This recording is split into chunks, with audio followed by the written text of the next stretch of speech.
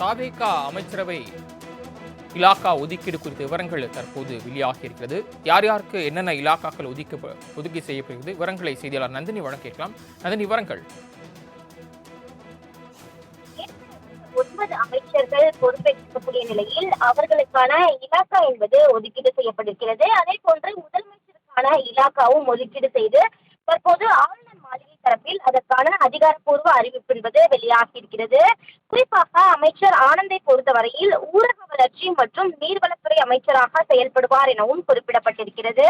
அந்த ஊரக வளர்ச்சித்துறையின் கீழ் ஊரக வளர்ச்சி, ஊராட்சிகள் மற்றும் ஊராட்சி ஒன்றியங்கள், வறுமை ஒழிப்பு திட்டம்,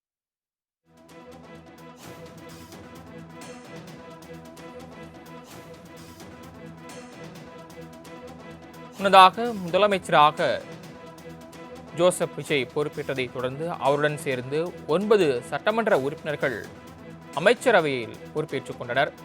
ஆனால் அவர்களுக்கு எந்த இலாக்கா என்பது ஒதுக்கீடு செய்யப்படாமல் இருந்தது. அது குறித்து எதிர்பார்ப்பும் நிலை வந்த நிலையில் தற்போது அது குறித்த அறிவிப்பு வெளியாகி கொண்டிருக்கிறது. அதனை தற்போது நாம் பார்த்துக் கொண்டிருக்கிறோம். கீர்த்தனா சட்டமன்ற உறுப்பினருக்கு தொழில்துறை ஒதுக்கீடு செய்யப்பட்டிருக்கிறது. எம்எல்ஏ கீர்த்தனாவுக்கு தொழில்துறை ஒதுக்கீடு செய்யப்பட்டிருக்கிறது. முதலமைச்சர் விஜய் உள்துறை, மகளிர், இளைஞர் நலன் ஆகிய துறைகளை கவனிப்பார் என்று தெரிவிக்கப்பட்டிருக்கிறது. தொடர்ந்து விவரங்களை செய்தியாளர் நந்தினி வழங்க கேட்கலாம். நந்தினி, நீங்க தொடர்ந்து விவரங்கள் பதிவு பண்ணலாம். வணக்கம். முதலமைச்சர் மற்றும் அமைச்சர்களுக்கான இலாக்கா ஒதுக்கீடு என்பது ஆளுநர் மாளிகை தரப்பில் தற்போது அதிகாரப்பூர்வ அறிவிப்பாக வெளியாகி இருக்கிறது. குறிப்பாக தமிழ்நாடு முதலமைச்சர் ஜோசப் விஜய் பொறுத்தவரையில் பொது நிர்வாகம் மற்றும் இந்திய நிர்வாகம், காவல்துறை, அதே போன்று மாவட்ட வருவாய் அலுவலர்கள், உள்துறை, சிறப்பு திட்ட செயலாக்கத்துறை, மகளிர் நலன், இளைஞர் நலன், குழந்தைகள் நலன், முதியோர் மற்றும் மாற்றுத்திறனாளிகள் நலத்துறை, நகராட்சி நிர்வாகம் மற்றும் குடிநீர் வழங்கல் துறை ஆகிய துறைகளை கண்காணிப்பார் எனவும் தெரிவிக்கப்பட்டிருக்கிறது. அதே போன்று அமைச்சர் ஆனந்தை பொறுத்தவரையில் ஊரக வளர்ச்சி மற்றும் நீர்வளத்துறை அமைச்சராக செயல்படுவார் எனவும் தெரிவிக்கப்பட்டிருக்கிறது. அந்த ஊரக வளர்ச்சி பொறுத்தவரையில் ஊரக வளர்ச்சி, பஞ்சாயத்துகள் மற்றும் பஞ்சாயத்து ஒன்றியம், வறுமை ஒழிப்பு திட்டம், கடன், நீர்ப்பாசனம் மற்றும் சிறு ஊரக மற்றும் நீர்ப்பாசன திட்டங்கள் அந்த துறைகளை கண்காணிப்பார் எனவும் தெரிவிக்கப்பட்டிருக்கிறது. ஆதிவர்ஜனாவை பொறுத்தவரையில் பொதுப்பணி, நெடுஞ்சாலைத்துறை மற்றும் விளையாட்டுத்துறை அமைச்சராக செயல்படுவார் எனவும் அதற்கான அறிவிப்பு என்பது ஆளுநர் மாளிகை தரப்பில் வெளியாகி இருக்கிறது. அதே போன்று டாக்டர் அருண்ராஜை பொறுத்தவரையில் மக்கள் நல்வாழ்வு, மருத்துவ கல்வி மற்றும் குடும்ப நலத்துறை அமைச்சராக செயல்படுவார் எனவும் தெரிவிக்கப்பட்டிருக்கிறது. அதே போன்று செங்கோட்டையனை பொறுத்தவரையில் நிதித்துறை அமைச்சராக பொறுப்பு என்பது வழங்கப்பட்டிருக்கிறது. வெங்கட்ராமனுக்கு உணவு மற்றும் குடிமைப் பொருட்கள் வழங்கல் துறை, அதாவது உணவு மற்றும் உணவுப் பொருட்கள் வழங்கல் துறை கீழ் செயல்படுவார் எனவும் தெரிவிக்கப்பட்டிருக்கிறது. நிர்மல்குமாரை பொறுத்தவரையில் பார்த்தோம் என்றால் ஒதுக்கப்பட்ட துறைகளை பொறுத்தவரையில் மின்சாரத்துறை மற்றும் சட்டத்துறை அமைச்சராக நிர்மல்குமார் செயல்படுவார் எனவும் தெரிவிக்கப்பட்டிருக்கிறது. அமைச்சர் ராஜ்மோகனுக்கு பள்ளிக்கல்வி, தமிழ் வளர்ச்சி, செய்தி மற்றும் விளம்பரத்துறை என்பது ஒதுக்கீடு செய்யப்பட்டிருக்கிறது. அதே போன்று அமைச்சர் பிரபுவிற்கு இயற்கை வளங்கள் துறை ஒதுக்கீடு செய்யப்பட்டிருக்கிறது. அதே போன்று அமைச்சர் கீர்த்தனாவிற்கு தொழில்துறை என்பது ஒதுக்கீடு செய்யப்பட்டிருக்கிறது. தொழில்துறை கீழ் தொழில்கள், முதலீட்டு ஊக்குவிப்பு உள்ளிட்டவை அமைச்சர் கீர்த்தனாவின் கீழ் கண்காணிக்கப்படும் பட்டிருக்கிறது. ஏற்கனவே பார்த்தோம் என்றால் தமிழ்நாடு முதலமைச்சர் பொறுப்பேற்ற உடனேயே 9 அமைச்சர்களும் முதலமைச்சருடன் பொறுப்பேற்றுக் கொண்டார்கள்.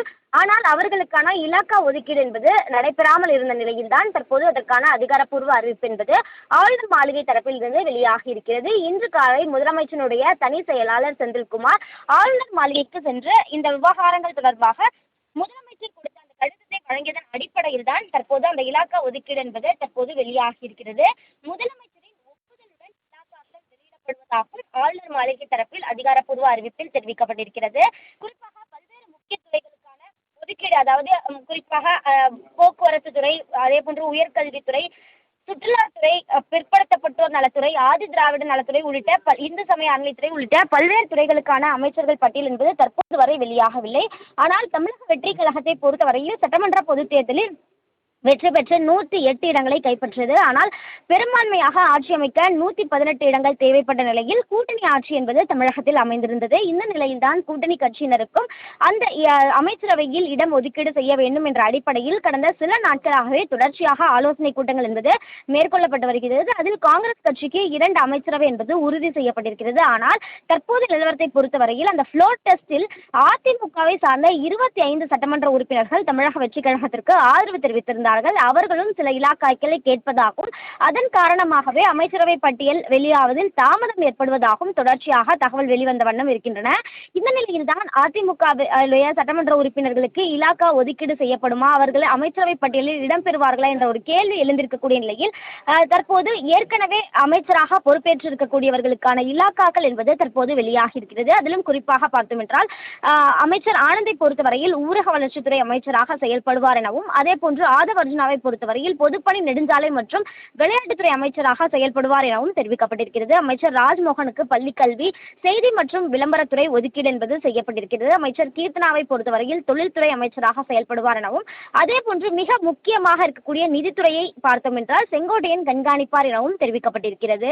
செங்கோட்டையனை பொறுத்தவரையில் அதிமுகவில் இருந்து தமிழக வெற்றி கழகத்தில் சென்று இணைந்த நிலையில் தற்போது முக்கிய பொறுப்பு என்பது செங்கோட்டையனுக்கு வழங்கப்பட்டிருக்கிறது. அந்த வகையில் பார்த்தோம் என்றால் நிதித்துறை அமைச்சராக செங்கோட்டையன் செயல்படுவார் என்ற ஒரு முக்கிய அறிவிப்பு என்பது தற்போது வெளியாகி இருக்கிறது. அதே போன்று வெங்கட்ராமனை பொறுத்தவரையில் உணவு மற்றும் உணவுப் பொருள் வழங்கல் துறை அமைச்சராக செயல்படுவார் எனவும், அருண்ராஜை பொறுத்தவரையில் மக்கள் நல்வாழ்வுத்துறை அமைச்சராக செயல்படுவார் எனவும் குறிப்பிடப்பட்டிருக்கிறது. அமைச்சர் பிரபுவை பொறுத்தவரையில் இயற்கை வளங்கள் துறை என்பது ஒதுக்கீடு செய்யப்பட்டிருக்கிறது. அதே போன்று கடந்த சில நாட்களாகவே தமிழ்நாடு முதலமைச்சரை பொறுத்தவரையில் தொழில்துறையில் அதிக கவனம் செலுத்தி பல்வேறு ஆய்வுக் கூட்டங்கள் மேற்கொண்டு வரக்கூடிய நிலையில் தொழில்துறையை பொறுத்தவரையில் அமைச்சர் கீர்த்தனாவிற்கு ஒதுக்கீடு செய்யப்பட்டிருக்கிறது. இளைஞர்களுக்கு வேலை வாய்ப்பை அதிகரிக்க வேண்டும் உள்ளிட்ட பல்வேறு கோரிக்கைகளை தொடர்ச்சியாக தமிழ்நாடு முதலமைச்சர் முன்வைத்து வருகிறார். அதன் அடிப்படையில் அமைச்சர் கீர்த்தனாவிற்கு தொழில்துறை என்பது ஒதுக்கீடு செய்யப்பட்டிருக்கிறது. இருந்த போதிலும் அடுத்த சில நாட்களில் முழுமையாக தமிழக வெற்றிக் கழகம் சார்பில் அமைச்சரவையில் இடம்பெற்றிருக்கக்கூடிய அமைச்சர்களின் பட்டியல் என்பது வெளியாகும் என எதிர்பார்க்கப்படுகிறது. அதற்கான ஆலோசனைகள் என்பது தொடர்ச்சியாகவே மேற்கொள்ளப்பட்டு வருகிறது. அவ்வாறு வெளியாகக்கூடிய பட்சத்தில் ஒரு சில இலாக்காக்கள் என்பது அந்த புதிதாக வரக்கூடியவர்களுக்கு செல்வதற்கான வாய்ப்புகள் இருக்கிறது. குறிப்பாக முதல்வர் வசம் பார்த்தோம் என்றால் அதிக அளவிலான இலாக்காக்கள் இருக்கிறது. குறிப்பாக நகராட்சி நிர்வாகம் மற்றும் குடிநீர் வழங்கல் துறை, மகளிர் நலன், முதியோர் நலன் உள்ளிட்ட பல்வேறு இலாக்காக்கள், அதே போன்று சிறப்பு திட்ட செயலாக்கத்துறை, உள் காவல், மதுவிலக்கு உள்ளிட்ட பல்வேறு முக்கிய இலாக்காக்கள் முதல்வரின் நேரடி கண்காணிப்பில் செயல்படுவதாக தெரிவிக்கப்பட்டிருக்கிறது.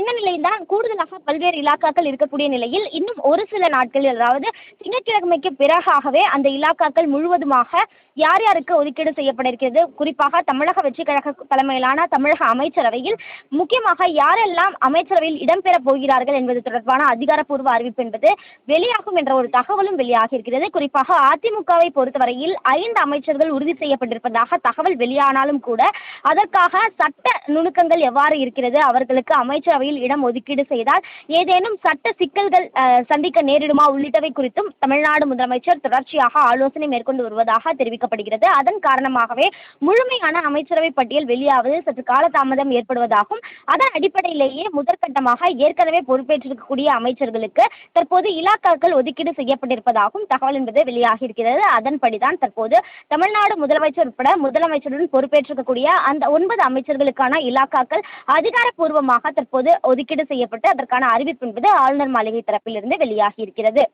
அடுத்த கட்டமாக வெளியாகும் அமைச்சரவை விரிவாக்க பட்டியலில் குறிப்பாக தாவேகாவில் யாரெல்லாம் அந்த அமைச்சரவையில் இடம்பெறலாம் என்று சொல்லப்படுகிறது? நிச்சயமாக அடுத்த கட்டமாக காங்கிரஸ் கட்சிக்கு 2 அமைச்சர்கள் என்பது ஒதுக்கீடு செய்யப்படுவதற்கான அந்த ஒப்பந்தம் என்பது இறுதி செய்யப்பட்டிருப்பதாக தெரிவிக்கப்படுகிறது. எனவே காங்கிரஸ் கட்சிக்கு 2 அமைச்சர்கள் பதவி என்பது வழங்கப்பட இருக்கிறது. தமிழக வெற்றி கழகத்தை பொறுத்தவரையில் பார்த்தோம் என்றால் பல்வேறு முக்கிய நபர்கள் அந்த அமைச்சரவை பட்டியலில் இடம்பெறுவதற்கான வாய்ப்புகள் இருப்பதாக தெரிவிக்கப்படுகிறது. குறிப்பாக சிறுபான்மையினர் ஒருவர் அந்த அமைச்சரவை பட்டியலில் கட்டாயமாக இடம்பெறுவதற்கான அந்த வாய்ப்புகள் என்பது இருக்கிறது. அதே போன்று பல்வேறு முக்கிய நபர்களை தோற்கடித்து வெற்றி பெற்ற தமிழக வெற்றி கழகத்தை சார்ந்த நிர்வாகிகளுக்கு அமைச்சரவை பட்டியலில் இடம் தருவதற்கான அந்த ஆலோசனைகள் என்பதும் முக்கியமாக மேற்கொள்ளப்பட்டு வருகிறது. குறிப்பாக தூத்துக்குடி, அதே போன்று கொளத்தூர் தொகுதியில் முதலமைச்சரை வென்றிருக்கக்கூடிய VS பாபு, தூத்துக்குடியில் ஸ்ரீநாத், அதே போன்று திருவரம்பூரில் இருக்கக்கூடிய தமிழக வெற்றி கழக வேட்பாளர் உள்ளிட்டோருக்கு அமைச்சரவையில் வாய்ப்பு இருப்பதாக தகவல் என்பது வெளியாகி இருக்கிறது. இருந்த போதிலும் கூட அதற்கான எந்த ஒரு அதிகாரப்பூர்வ அறிவிப்பும் தற்போது வரை வெளியாகவில்லை. அதற்கு மாறாக தொடர்ச்சியாக அந்த ஆலோசனைகள் என்பது மேற்கொள்ளப்படுகிறது. அவ்வாறு பல்வேறு நபர்கள் இடம்பெறும் பட்சத்தில் அவர்களுக்கு எந்த மாதிரியான இலாக்காக்கள் ஒதுக்கீடு செய்யலாம், அதில் அவர்கள் மேற்கொள்ள வேண்டிய பணிகள் எவ்வாறு இருக்கும் என்பது குறித்தும் தமிழ்நாடு முதலமைச்சர் தொடர்ச்சியாக பல்வேறு தரப்பட்ட ஆலோசனைகளை மேற்கொண்டு வருவதாகவும், அதன் அடிப்படையிலேயே இறுதிக்கட்ட அந்த அமைச்சரவை பட்டியல் என்பது தயார் செய்யும் பணி என்பது நடைபெறும் எனவும் குறிப்பிடப்பட்டிருக்கிறது. தற்போது அமைச்சரவை சற்று காலதாமம் ஆவது அதிமுகவில் இருக்கவர்களுக்கு அமைச்சரவையில் இடம் ஒதுக்கீடு செய்யலாமா என்பது குறித்த அந்த நடவடிக்கை என்பது மேற்கொள்ளப்பட்டிருக்கிறது. குறிப்பாக ஏற்கனவே 25 சட்டமன்ற உறுப்பினர்கள் ஆதரவு மட்டுமே இருக்கக்கூடிய நிலையில் அமைச்சரவையில் இடம் ஒதுக்கீடு செய்யப்படும் பட்சத்தில் அதில் ஏதேனும் சட்ட சிக்கல்கள் ஏற்படுமா, அல்லது அந்த அவர்களுக்கான சட்டமன்ற உறுப்பினர் பதவியையே காலி செய்வதற்காக அது ஏதேனும் வழக்கு தொடர்வதற்கான வாய்ப்புகள் இருக்குதா உள்ளிட்டவை குறித்து அந்த சட்ட நுணுக்கங்கள் தொடர்பாக பலதரப்பட்ட ஆலோசனைகள் மேற்கொள்ளப்பட்டு வருவதாகவே தெரிவிக்கப்படுகிறது. அதன் அடிப்படையிலேயே சற்று காலதாமதம் ஏற்படுவதாகவும் தெரிவிக்கப்படுகிறது. அதன்படி பார்த்தோம் என்றால் திங்கட்கிழமைக்கு பிறகாக முழுமையான அமைச்சரவை பட்டியல்